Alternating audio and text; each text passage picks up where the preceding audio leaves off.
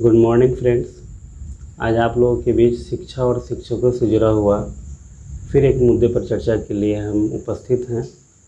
मेरा प्रयास है कि जब कभी भी कोई शिक्षा या शिक्षक से संबंधित कोई अधिसूचना या नियम या फिर आदेश विभाग से निर्गत हो तो उसको एक सरल भाषा में लिए एक विश्लेषण आप लोग के समक्ष रखा जाए। आज का जो विश्लेषण है वो अभी 2-3 दिन पहले जो स्टेट परिणाम आया है 2019 का, उससे जो विवाद हो रहे हैं उस विवाद पर है। 2019 का जो स्टेट हुआ है सेकेंड टाइम, उस स्टेट का परिणाम 2 चरण में दिए गए। पहले चरण में फरवरी मार्च के आसपास निकला था कुछ विषयों का, और 2-3 दिन पहले जो है रेस्ट जो सब्जेक्ट बच गए थे उसका परिणाम बिहार विद्यालय परीक्षा समिति ने आउट कर दिया। लेकिन उस परिणाम के साथ एक विवाद जुड़ गया कि परिणाम जैसे ही निकला तो उसमें मेरिट लिस्ट भी जो है, मेरिट रैंक कहिए या मेरिट लिस्ट जो है एक तरह से दे दिया गया है। मैक्सिमम कैंडिडेट के रिजल्ट कार्ड पर ये लिखा आ रहा है कि you are selected in merit list, जबकि कुछ स्टूडेंट के रिजल्ट शीट पर ये लिखा आ रहा है कि you are not selected in merit list. और यहीं से जो है यह विवाद शुरू हुआ।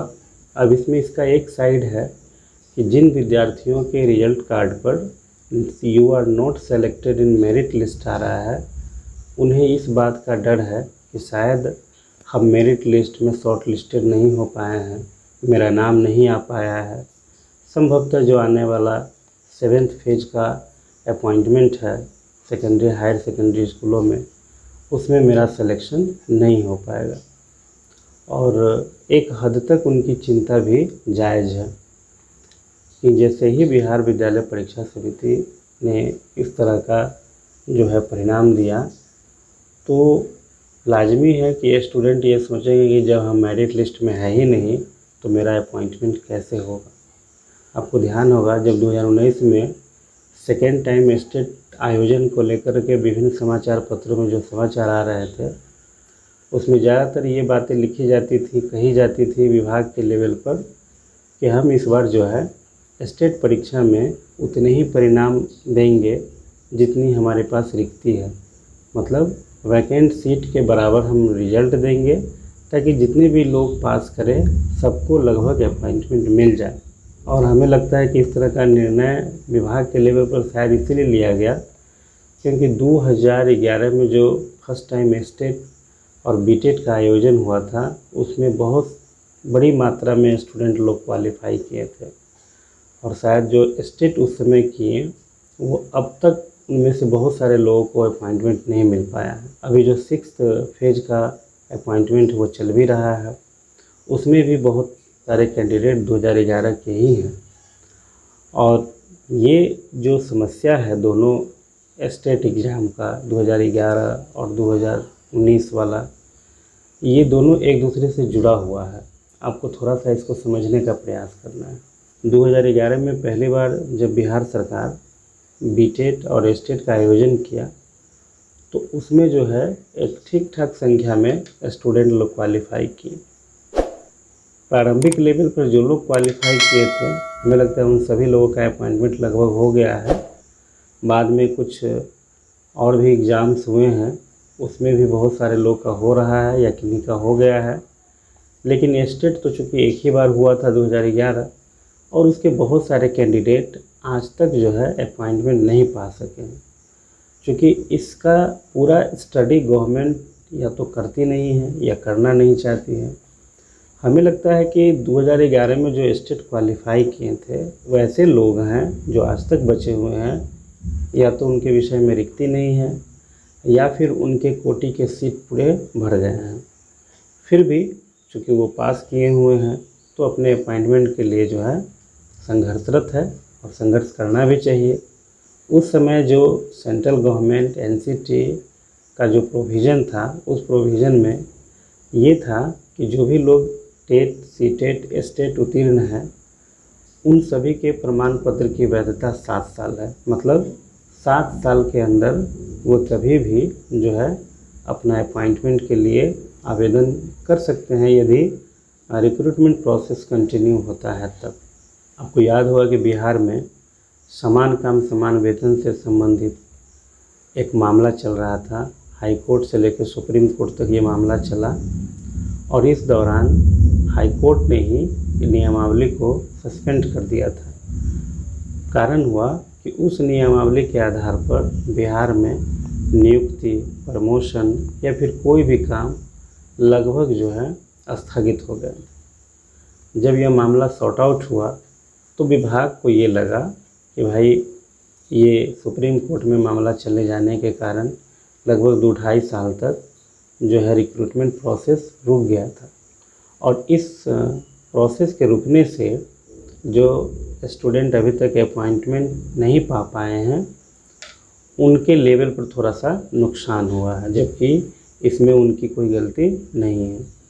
और इसको अपनी गलती मानते हुए बिहार सरकार ने उन सभी छात्र छात्राओं जो 2011 में स्टेट या बीटेट क्वालिफाई किए थे उनके प्रमाण पत्र की वैधता को 2 साल एक्सटेंशन दे दिया।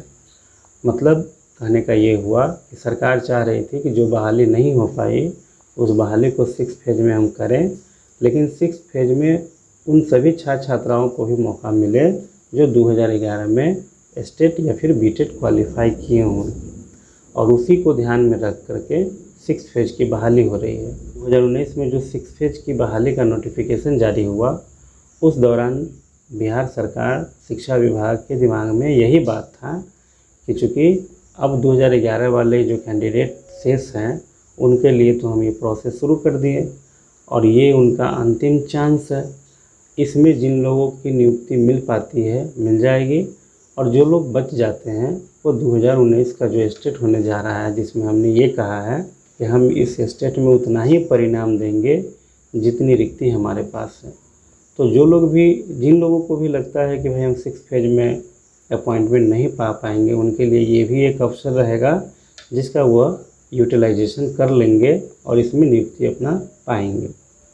लेकिन हुआ क्या कि 2019 का स्टेट एग्ज़ाम हुआ, पहली बार में कैंसिल हुआ, फिर दूसरी बार में ऑनलाइन लिया गया और ऑनलाइन लेने के बाद जो है 2 शिफ्ट में करके उनके परिणाम आ गए।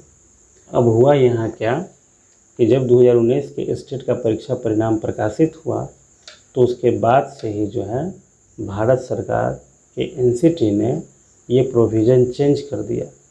अब उनके अनुसार जो लोग सीटेट या फिर किसी स्टेट लेवल की पात्रता परीक्षा उत्तीर्ण किए हुए हैं उनके प्रमाण पत्र की वैधता को उन्होंने आजीवन कर दिया। मतलब जो 7 साल की जो वैलिडिटी थी उसको बढ़ा करके आजीवन कर दिया गया। जाहिर सी बात है कि जो लोग 2011 में स्टेट या फिर बीटेट क्वालिफाई किए हुए हैं उनके भी प्रमाण पत्र की वैधता जो है आजीवन हो गई। सरकार जो सोच रही थी कि 6ठे चरण की बहाली के बाद जो स्टेट क्वालिफाई है 2011 के या बीटेट क्वालिफाई है 2011 के उनके प्रमाण पत्र की वैधता तो समाप्त हो जाएगी। तो ये लोग 7वें चरण में दावा तो कर नहीं सकते हैं। हम 7वें चरण की जब बहाली करेंगे वो 2019 के स्टेट के हिसाब से करेंगे। लेकिन अब मामला जो है उलट गया। अब तो सरकार के पास ये एक मजबूरी हो गई कि उन्हें स्टेट 2011 वाले कैंडिडेट और बीटेट 2011 वाले कैंडिडेट के सर्टिफिकेट की वैधता को आजीवन करना ही है। और जब उनके सर्टिफिकेट की वैधता आजीवन हो जाएगी तो वे कैंडिडेट 7वें चरण की बहाली में नेचुरली आ जाएंगे। तो 7th फेज की बहाली में सरकार किस आधार पर उन कैंडिडेट को कहेगी कि आप इसमें भाग नहीं ले सकते हैं? उनको तो ये मौका उनको देना ही पड़ेगा क्योंकि वह उनका लीगल राइट्स बन जाएगा। ये जो आप इस आधार पर हंगामा कर रहे हैं कि भाई जो स्टेट 2019 का रिजल्ट में दिखाया जा रहा है कि you are select in merit list, you are not select in merit list, इस विवाद का कहीं कोई स्थान ही नहीं है। अगर इस आधार पर सरकार 7th फेज की बहाली करती है तो 2011 के जो स्टेट पास अभी तक अपॉइंटमेंट इन वेटिंग है उनके पास एक लीगल राइट्स बन जाएगा कोर्ट जाने का कि भाई जब मेरे प्रमाण पत्र की वैधता 7 साल से आजीवन हो गई तो फिर हम 7th फेज की बहाली में क्यों नहीं आएंगे? किस आधार पर सरकार ये छांट देगी कि आप इस बहाली के योग्य नहीं हैं? क्योंकि 2019 का जो स्टेट था वह तो प्रतियोगिता परीक्षा थी नहीं, प्रतियोगिता परीक्षा अगर सरकार लेती तो इसमें ये देखा जाता कि भाई उन्हें 37,000 रिक्ति थी और 37,000 रिक्ति के विरुद्ध उन्होंने अपॉइंटमेंट जो है एग्जामिनेशन कंडक्ट किया, प्रतियोगिता परीक्षा आयोजित किया और उस प्रतियोगिता परीक्षा के आधार पर इनका अपॉइंटमेंट हो रहा है।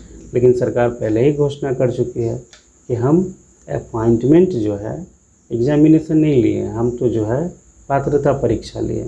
तो पात्रता परीक्षा का जो नेचर है कि भाई आप एक मिनिमम टेस्ट लेते हैं जिसके आधार पर ये आप घोषित करते हैं कि अमुक कैंडिडेट इस पद के लिए पात्र हैं और अमुक कैंडिडेट इस पद के लिए पात्र नहीं है।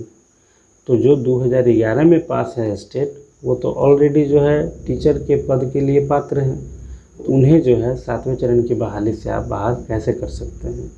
इसलिए ये कहीं कोई विवाद का जगह नहीं है। सरकार एक कमेटी बना चुकी है, कमेटी का रिपोर्ट जो है आजकल में आ ही जाएगा और कमेटी इस बात के लिए अनुशंसा करेगी ही कि भाई आप 2011 में जो स्टेट पास है या 2019 में जो लोग पास किए हैं उन सबको 7वें चरण की बहाली में आपको जगह देना ही पड़ेगा। जो लोग उसमें मेधा में सबसे ऊपर होंगे उनका अपॉइंटमेंट मिलेगा। आप इसके लिए थोड़ा सा 2020 में जो नई सेवा शर्त नियमावली शिक्षकों की जारी हुई है उसका स्टडी कीजिए। उसमें स्पष्ट रूप से लिखा गया है कोई भी नियोजन इकाई यदि माध्यमिक और उच्चतर माध्यमिक शिक्षक के अपॉइंटमेंट के लिए मेरिट लिस्ट बनाती है तो उस मेरिट लिस्ट में उस कैंडिडेट का जो बीए में मार्क्स ऑफ परसेंटेज है, खास करके 1500 पर जो टोटल सब्सिडरी, ऑनर्स, जीएस जितने भी पेपर आपने बीए लेवल पर पढ़े हैं उन सबको मिला करके जो 1500 के आधार पर आपका परसेंटेज ऑफ मार्क्स ग्रेजुएशन का बनेगा वो प्लस जो आपने बीएड प्रशैक्षणिक योग्यता हासिल किया है उसका जो परसेंटेज होगा उस दोनों को जोड़ करके जो उसका एवरेज होगा वही आपका मेरिट अंक होगा, मेरिट पॉइंट होगा। और ख़ास करके जो है जो भूतपूर्व सैनिक की विधवाएँ हैं या फिर जो गेस्ट फैकल्टी के रूप में high school, higher secondary school में कार्यरत हैं उन्हें वेटेज दिया जाएगा। तो ये तो एक्सेप्शनल केस है, लेकिन सामान्य कैंडिडेट का मेरिट का निर्धारण इसी आधार पर होगा और उसी मेरिट के आधार पर हाई स्कूल या फिर सीनियर सेकेंडरी स्कूल में अपॉइंटमेंट का प्रोसेस जो है कंटिन्यू होगा। इससे अलग जो है सरकार जा नहीं सकती है। यह नियमावली जो 2020 में बना उसे गवर्नमेंट ही बनाई है, तो गवर्नमेंट अपने ही बनाए हुए नियमावली के अगेंस्ट जा कर के अपॉइंटमेंट कभी नहीं कर सकती है। अगर वहाँ भी करने जाएगी तो ये भी एक मामला कोर्ट के लिए बनेगा, कैंडिडेट लोग कोर्ट जाएंगे, बहाली फंसेगा और यह जो है और आगे प्रोसेस होता चला जाएगा। तो इसलिए हमें लगता है कि स्टेट पर जो अभी विवाद चल रहा है उस विवाद का विशेष कोई जो है मतलब नहीं है। आप इस बात के लिए निश्चिंत रहिए कि जो लोग 2011 में पास किए हुए हैं या फिर 2019 में जो लोग पास किए हैं ये सभी लोग को जो है 7वें चरण में नियुक्ति पाने का अवसर गवर्नमेंट के द्वारा दिया जाएगा। ये गवर्नमेंट के लिए एक मजबूरी है या नियमानुकूल चलने का जो है एक रास्ता है कि उसी आधार पर वो अपॉइंटमेंट के प्रोसेस को कंटिन्यू करें और सभी लोग में जो जिनका मेरिट अंक ज़्यादा होगा उन्हें नियुक्ति मिलेगा ही। अब आते हैं कि भाई प्रोसेस क्या रहेगा, अपॉइंटमेंट का क्या प्रोसेस हो सकता है। क्योंकि अभी तक का जो अपॉइंटमेंट का प्रोसेस है वो बहुत ही ज़्यादा जो है पेचीदा है। आप देख रहे हैं 6ठे चरण की बहाली के लिए काउंसलिंग का डेट आ गया है, काउंसलिंग प्रोसेस होगा जुलाई से ही। लेकिन ये जो प्रोसेस वर्तमान में चल रहा है इसमें बहुत सारी व्यवहारिक कठिनाइयाँ हैं कि सभी कैंडिडेट एक साथ सभी नियोजन इकाई में कैसे काउंसलिंग कराएगा। तो इन सब चीज़ों के लिए सरकार को इस सब पर विचार करना चाहिए। जो 7th फेज की बहाली होने वाली है उसके लिए वो कौन सा प्रोसेस का इस्तेमाल करते हैं। हमें लगता है कि थोड़ा सा प्रोसेस को उनको ईजी करना चाहिए। आप सभी कैंडिडेट का एक समेकित आवेदन ले लीजिए ऑनलाइन और वहीं पर एक मेरिट लिस्ट बना करके सबका जिला वाइज चयन करके नियोजन इकाई को भेज दीजिए और नियोजन इकाई सिर्फ अपॉइंटमेंट देने का काम करेगी और उसका योगदान कराएगा। तो ये थोड़ा सा ज़्यादा इजी हो जाता है और इसमें अपॉइंटमेंट का जो रफ्तार है वो भी बढ़ जाता है। वो अभी जो अपॉइंटमेंट होते हैं वो 5 साल से पहले प्रोसेस हो ही नहीं पाते, बहुत सारी उसमें तकनीकी कठिनाइयाँ हो जाती है। तो ये सब चीज़ है जिस पर ध्यान देने की आवश्यकता है और जैसे जैसे फिर आगे पत्र जारी होंगे इस पर जो बातें सामने आएंगी उन सभी बातों पर हम इसी प्रकार से आपको एक बृहद जानकारी उपलब्ध कराते रहेंगे। तब तक के लिए आप सभी लोगों को धन्यवाद। अगर आप इस वीडियो को YouTube पर देख रहे हैं तो द धीर क्लासेस को सब्सक्राइब कर लीजिए, क्योंकि इसी चैनल पर आपको इस तरह के विश्लेषण सहज भाषा में उपलब्ध होते रहेंगे।